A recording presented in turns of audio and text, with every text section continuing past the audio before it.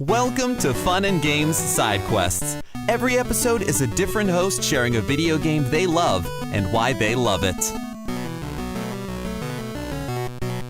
Hey everyone, I'm Case Aiken. So I want to talk about the 2003 Hulk video game. And no, I don't mean Hulk Ultimate Destruction, which is the game that has more of a cult following these days, but I actually want to talk about the game that did quite a bit better and was sort of its predecessor. It's the same company, the same team, but this one is the Hulk movie that is an adaptation of the 2003 movie, or actually a spin-off sequel story. So I want to talk about this game. It's pretty dope. That's the biggest reason I want to talk about it, frankly. And I'm replaying it right now after having played it and loved it back in the day. And it's a really fun game. It's also an important game in the progression of video game development. This is the direct predecessor to the Incredible Hulk Ultimate Destruction, which, while itself not really the game that set the world on fire, it was itself the predecessor to the prototype game series, which really influenced then the larger open world kind of video game development that we see in all kinds of superhero and non-superhero, just powered up action kind of genres these days.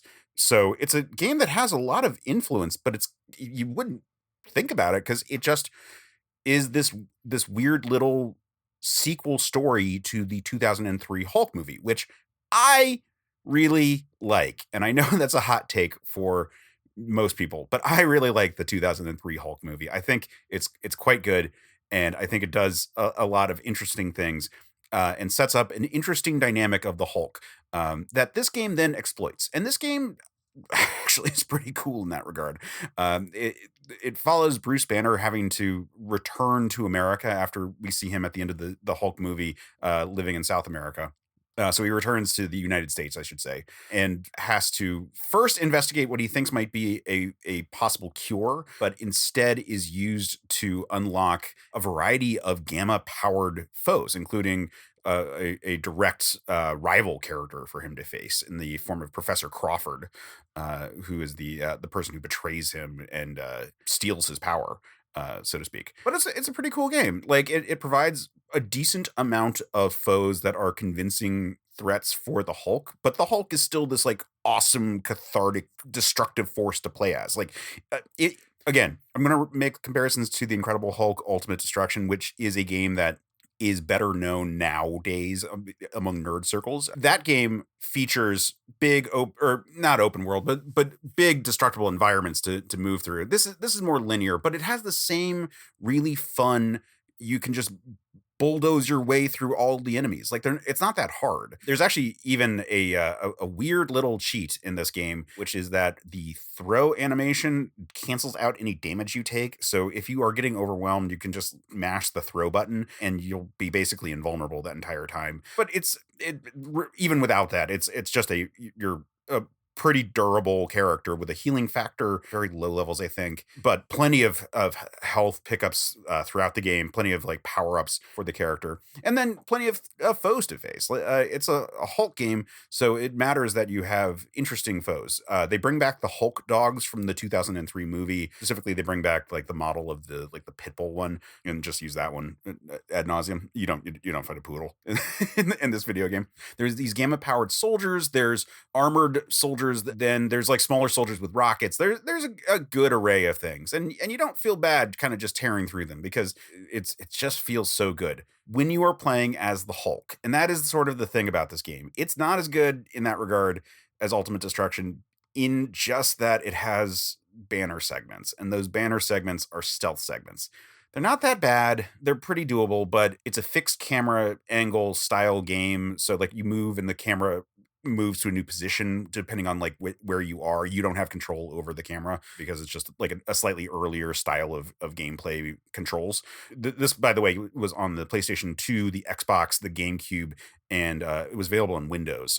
I played it on Windows originally, but these days I'm playing it on a GameCube emulator on a Retroid Pocket Flip 2, which is a really nice setup for playing this thing. It's a very comfortable handheld, and I got the translucent one, which is like a green one, so it feels like my Hulk game system right now, because I'm basically just using it to play through the Hulk game.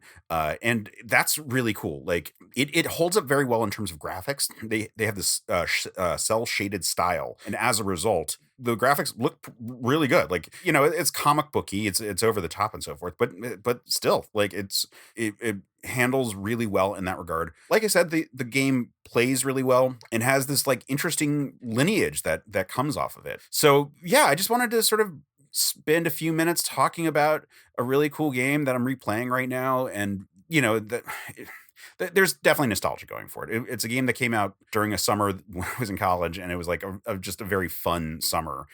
So there's personal affection that goes into it as well. But seriously, the game is underrated, and I wanted to draw some attention to it. So that's Hulk.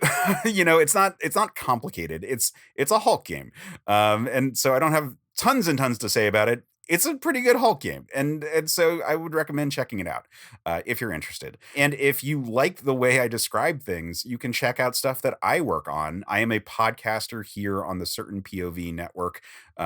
So I host the shows Another Pass, which is a movie analysis show, and Men of Steel, which is a love letter to Superman and Superman adjacent topics. And then I also do the YouTube series that are attached to those podcasts that are on the Certain POV Media YouTube channel.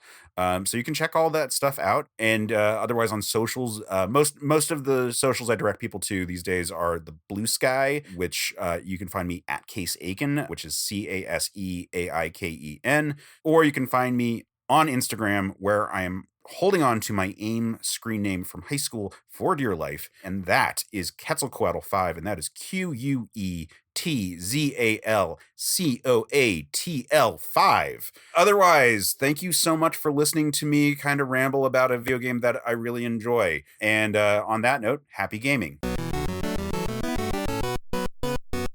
Hey, Nerf herders. You sure you want to go with that? Hey, everyone?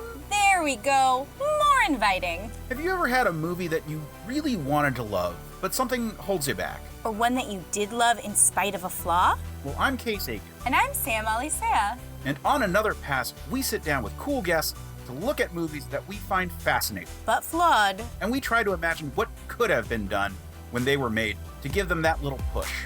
We're not experts. We just believe in criticism. Constructive criticism. Sure. So come take another pass at some movies with us. And every now and then, we can celebrate movies that did it on their own, too. You can find us at certainpov.com or wherever you get your podcasts. Pass it on. CPOV. CertainPOV.com.